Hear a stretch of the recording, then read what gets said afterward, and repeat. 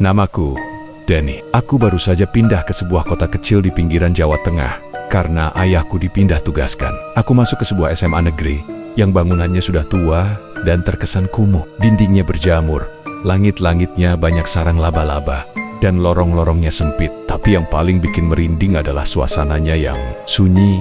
Meskipun sekolah itu penuh murid, saat pertama kali masuk gerbang, aku langsung merasa aneh. Seperti ada yang memperhatikan dari kejauhan. Tapi setiap kali aku menoleh, tidak ada siapa-siapa.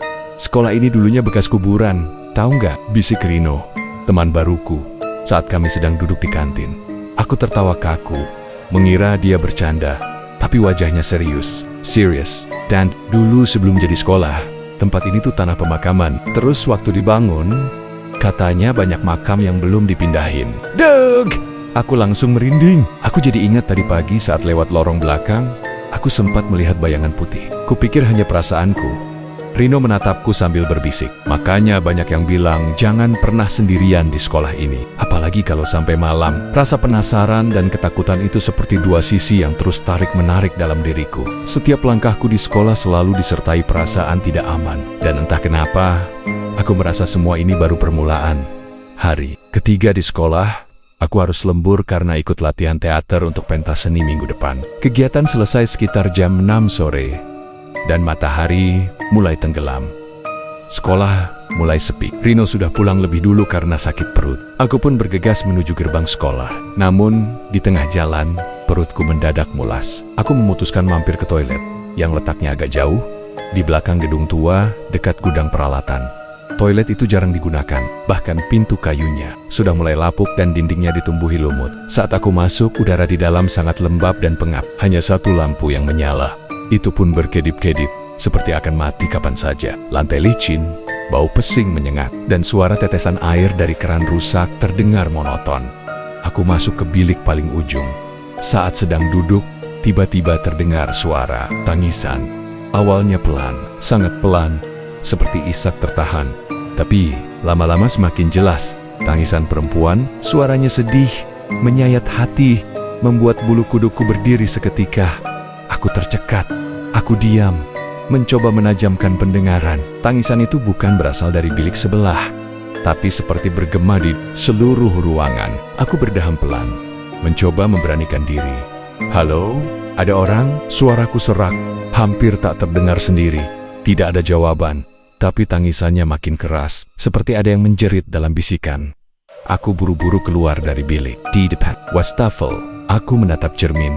Kosong, tapi detik berikutnya, mataku membelalak. Di balik cermin, bayangan seorang perempuan berambut panjang terlihat berdiri di belakangku. Wajahnya kabur, pucat, dengan mata yang kosong tak berkelopak. Rambutnya menutupi hampir seluruh wajah. Bajunya seperti seragam sekolah lama, kusam, dan robek. Aku langsung menoleh ke belakang. Tidak ada siapa-siapa, tapi saat kembali menatap cermin, bayangan itu masih di sana, dan kini menatapku langsung. Bibirnya bergerak, seperti mengucapkan sesuatu, meski tak bersuara. Aku tak kuat lagi. Aku lari keluar dari toilet, hampir tergelincir karena lantai licin. Begitu sampai di luar, nafasku tersengal. Mataku mencari siapa saja. Dan untunglah, aku melihat Pak Slamet satpam tua yang berjaga di pos. Aku menghampirinya sambil terbata-bata, menceritakan apa yang baru saja terjadi.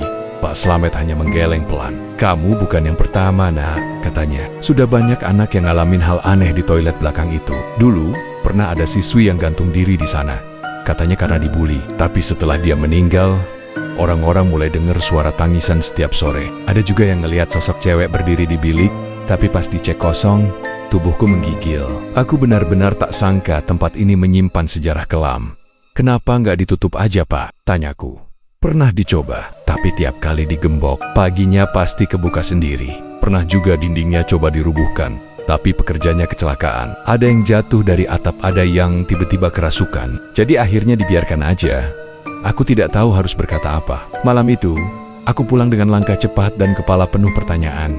Sekolah ini bukan sekadar tua dan angker. Tempat ini seperti dijaga oleh sesuatu yang tidak terlihat, dan mereka tidak suka diganggu.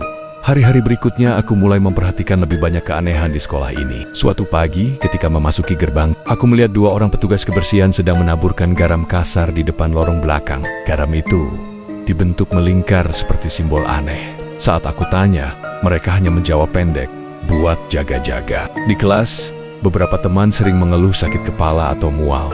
Bahkan ada yang tiba-tiba mimisan tanpa sebab. Saat pelajaran berlangsung, aku sempat melihat seorang siswa di pojok kelas yang tampak pucat dan menunduk. Saat kutanya siapa itu, teman di sebelahku menatap heran. Siapa? Bangku itu kosong dari tadi. Aku mulai sering mendengar cerita dari murid lain. Seorang siswi bernama Sheila bercerita bahwa dia pernah tidak sengaja mengintip ke ruang kelas 3C dari sela jendela yang pecah. Katanya dia melihat seseorang duduk di dalam, tapi tubuh orang itu seperti tidak bernyawa, dengan kepala terkulai dan mulut menganga. Penasaran, aku dan Rino memutuskan untuk melihat sendiri kelas 3C. Lokasinya ada di ujung sayap kanan lantai 2, lorong yang jarang dilewati orang. Saat kami tiba di depan kelas itu, suasana langsung berubah. Udara terasa lebih dingin. Bahkan Rino sempat menggigil meskipun cuaca sedang panas. Kami mendekat pelan-pelan. Pintu kelas 3C tertutup rapat dan digembok, tapi jendela sampingnya sedikit terbuka. Kami mengintip dari sana. Di dalam ruangan gelap itu, tampak barisan bangku berdebu. Tapi di baris tengah, ada satu bangku yang bersih dan diduduki seseorang tubuh niadayam. Tidak bergerak. Rambutnya panjang dan menutupi wajah. Seragam putihnya kusam dan penuh noda merah seperti darah kering. Tiba-tiba sosok itu menoleh. Mata kami bertemu. Matanya hitam legam tanpa bola mata. Hanya rongga gelap yang dalam. Mulutnya perlahan tersenyum lebar. Terlalu lebar. Hingga sudut. Bibirnya hampir menyentuh telinga. Aku dan Rino langsung mundur dan lari sekuat tenaga. Jantungku berdebar hebat. Kami tidak bicara sama sekali hingga tiba di tangga. Tapi bahkan di sana, kami masih bisa merasakan tatapan itu. Seperti masih ada yang mengikuti dari kejauhan. Sejak hari itu, kami tahu bahwa kelas 3C bukan sekadar ruangan kosong. Ada sesuatu yang mendiami tempat itu. Sesuatu yang tidak pernah pergi dan tidak akan membiarkan siapapun mengusiknya. Malam harinya, aku bermimpi buruk. Dalam mimpiku, aku duduk di dalam kelas gelap. Semua kursi kosong kecuali satu. Kursi di depan. Sosok yang kulihat siang tadi duduk di sana. Ia menatapku tanpa berkedip, lalu pelan-pelan membuka mulutnya. Suaranya serak, tapi jelas. Jangan datang lagi, atau aku akan ikut pulang bersamamu. Aku terbangun dengan napas tersengal. Keringat dingin membasahi tubuhku ketika aku melihat jam. Waktu menunjukkan jam 3:33. Di luar kamar, aku mendengar suara kursi diseret. Padahal aku tinggal di lantai 2, dan semua kursi sudah kubenamkan ke atas meja sebelum tidur. Aku tahu gangguan ini belum selesai, dan semuanya bermula dari ruang kelas 3C. Keesokan paginya, aku merasa sangat lelah dan tidak fokus di kelas. Mataku berat, dan setiap kali aku memejamkan mata, aku melihat sosok itu berdiri di balik jendela atau duduk di pojok kelas menatapku tanpa ekspresi.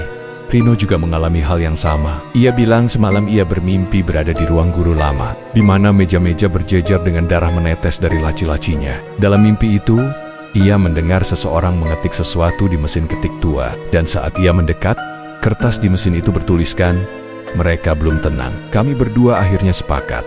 Satu-satunya cara untuk memahami semua ini adalah dengan mencari tahu lebih dalam. Satu nama muncul di pikiran kami, Pak Darto, guru sejarah yang sudah mengajar sejak sekolah ini. Dibangun, kami memutuskan untuk menemuinya sepulang sekolah dan bertanya langsung.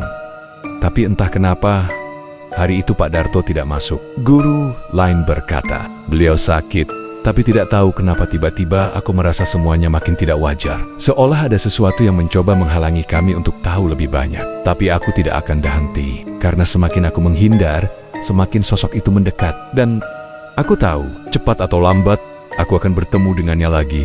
Keesokan harinya, Pak Darto akhirnya datang. Wajahnya pucat dan matanya cekung, seperti orang yang tidak tidur berhari-hari. Saat kami mendekatinya sepulang sekolah, ia langsung menatap kami dalam-dalam, lalu mengajak ke ruangannya tanpa bicara banyak. Setelah duduk dan memastikan tidak ada orang lain di sekitar, Pak Darto mulai bercerita.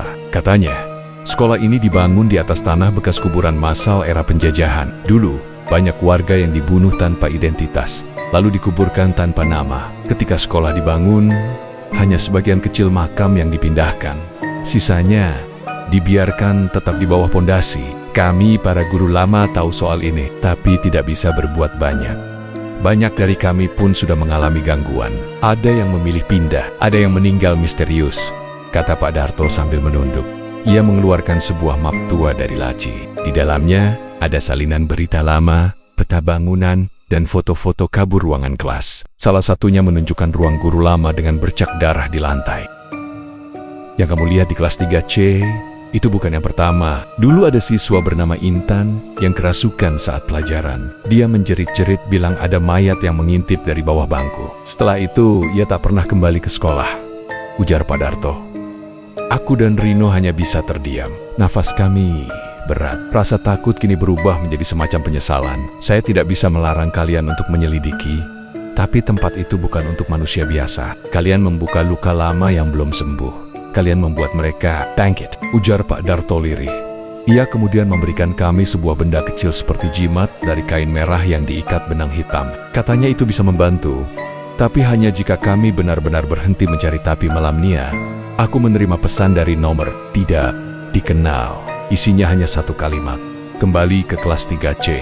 Kami masih menunggumu. Dan saat aku membuka tirai kamar, aku melihat sosok perempuan berseragam putih berdiri di jalan depan rumahku, menatap ke arahku, tanpa mata, tanpa suara.